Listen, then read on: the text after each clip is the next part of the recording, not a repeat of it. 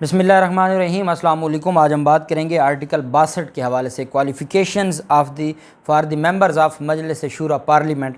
जो क्वालिफ़िकेशंस हैं कि कौन पार्लियामेंट का मेंबर बन सकता है, ये सदर पर भी अप्लाई होती हैं, ये नेशनल असम्बली के मेंबर पर भी अप्लाई होती हैं और सेनेट के मेंबरान पर भी अप्लाई होती हैं आर्टिकल 62। और फिर इसी तरह जो सूबाई असम्बलियाँ हैं वहाँ पर भी यही इम्प्लीमेंट होती हैं।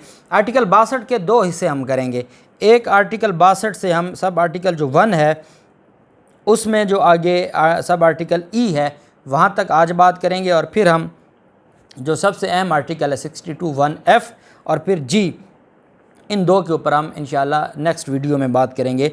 ये बेसिकली हमें बताता है कि जी जैसे हमारे यहाँ जो लॉ ऑफ़ एविडेंस है और जो हमारा इस्लामिक लॉ ऑफ़ एविडेंस था उसमें तज़कियतु शहूद का एक कंसेप्ट था कि जब आपने गवाह लेके आना है तो आपने ये देखना है कि क्या तज़कियतु शहूद पर वो पूरा उतरता है या नहीं उतरता।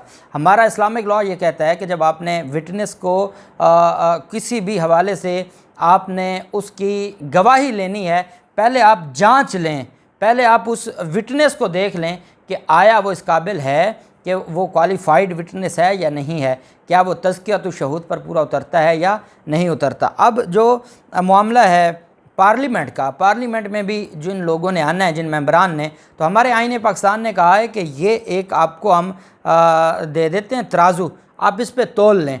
एक तरफ आप ये सारी क्वालिफ़िकेशंस रख दें और दूसरी तरफ आप रख दें उस शख्स को, और देखना ये है कि जो क्वालिफ़िकेशंस हैं उसमें पूरी उतरती हैं या नहीं उतरती। क्या वो इन क्वालिफ़िकेशंस के बराबर है या वो इन क्वालिफ़िकेशंस से ज़्यादा उसमें जो एबिलिटी है वो है, या वो बिल्कुल ही ये क्वालिफ़िकेशंस नहीं रखता। तो ये इस वजह से दी गई थी। लेकिन बदकिस्मती हमारे मुल्क की ये है कि हमारे मुल्क में आर्टिकल 62 पर अमल दरामद नहीं होता। अगर आर्टिकल 62 की छाना लगा दें तो इस वक्त जो आपके असम्बली में मेंबरान बैठे हैं, मेरे ख़्याल में 95% मेंबरान वैसे ही फ़ारिग हो जाएंगे, वो आर्टिकल 62 पे पूरे नहीं उतरते।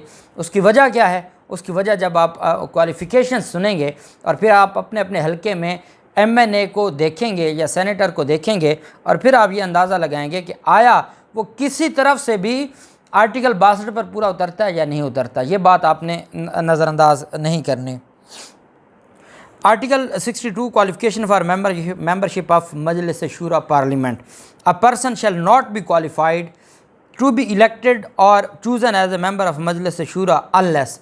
अब पहले ये कहा गया कि जी कोई भी ऐसा शख्स मेंबर पार्लियामेंट बनने का अहल नहीं है सिवाय किसके, जो कि सिटीज़न ऑफ पाकिस्तान हो। सिटीज़न ऑफ पाकिस्तान होना, पाकिस्तान का शहरी होना ज़रूरी है किसी भी मेंबर के लिए, और यही वजह है कि जो दोहरी शहरियत रखने वाले हैं वो मेंबर नहीं बन सकते, मेंबर ऑफ़ पार्लियामेंट नहीं बन सकते। तो आईन पाकिस्तान कहता है कि a person shall not be qualified to be elected और chosen as a member of मजलिस शूरा parliament unless he is a citizen of Pakistan. उसको सिटीज़न ऑफ पाकिस्तान होना चाहिए। He is in the case of national assembly not less than 25 years of as. वो 25 साल से कम उसकी as नहीं होनी चाहिए। अगर आपने नेशनल असम्बली का मेंबर बनना है तो आप कम से कम 25 साल या उससे ज़ायद उम्र के होंगे, तो तब ही आप जो है वो नेशनल असम्बली के मेंबर बन सकेंगे।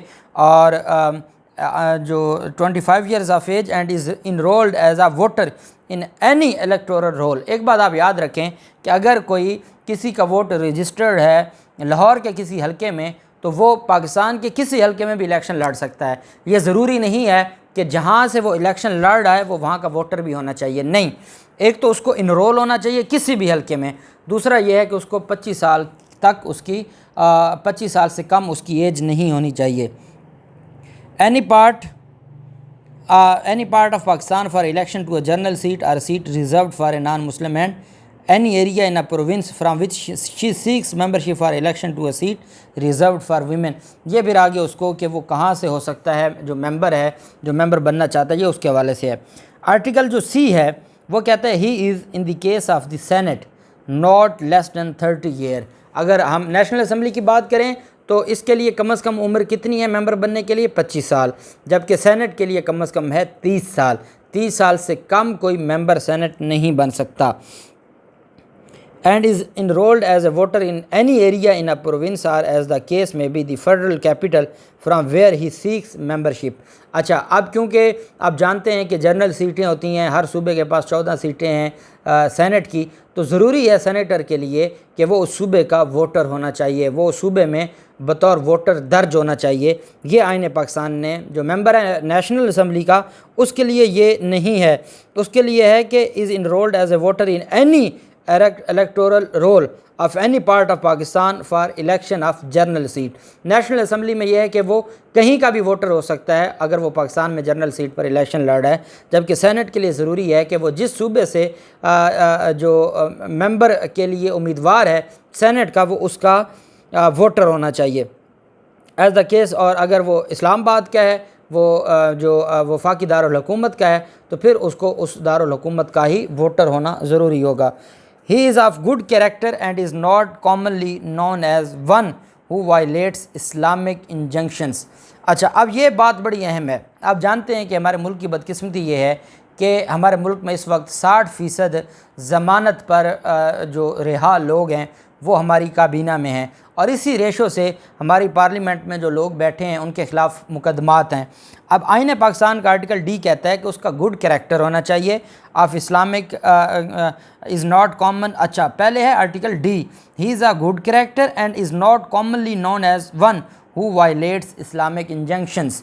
اب آپ نے وہ سندھ ہاؤس کا آپ کو یاد ہے کہ جس دن وہاں پر یہ پتہ چلا تھا کہ یہ سارے لوگ وہاں پر گئے ہیں اور یہ جو لوٹا کریسی کا بازار لگا تھا، تو وہاں جو ویڈیو وائرل ہوئی تھی اس میں وہ نشہ استعمال کر کے بیٹھے تھے۔ تو کیا یہ لوگ آئین پاکستان کے آرٹیکل 62 کے تحت جو نشہ استعمال کرتے ہیں کیا وہ ممبر بننے کے قابل ہیں؟ بالکل نہیں ہے۔ سب آرٹیکل ڈی کہتا ہے ہی از آف گڈ کریکٹر، اس کا اچھا کردار ہونا چاہیے، اینڈ از ناٹ کامنلی، اور عام طور پر یہ نہ جانا جاتا ہو کہ وہ ایسا شخص ہے جو دین سے دور ہے، جو مذہب سے دور ہے، جس کو اسلامک تعلیمات کا بالکل اندازہ یا پتہ ہی نہیں ہے۔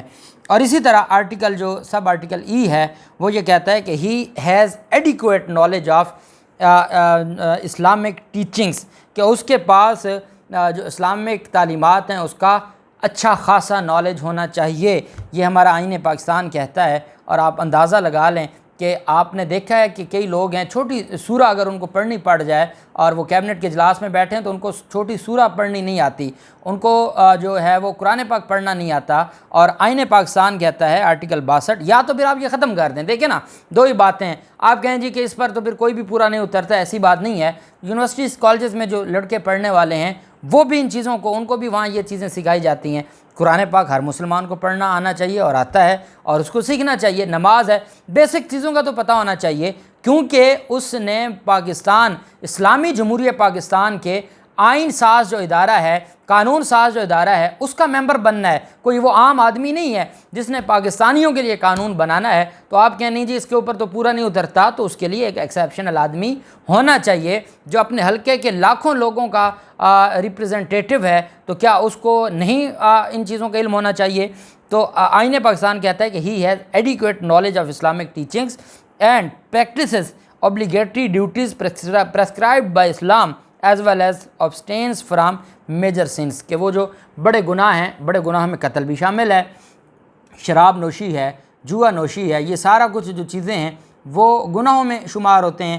آپ کتنے ہیں جن کے خلاف دہشت گردی کے مقدمات ہیں، منشیات کے مقدمات ہیں، کرپشن کے مقدمات ہیں۔ جو اب کرپشن سے کیا مراد ہے؟ یہ ہے چوری جو حد میں آتا ہے۔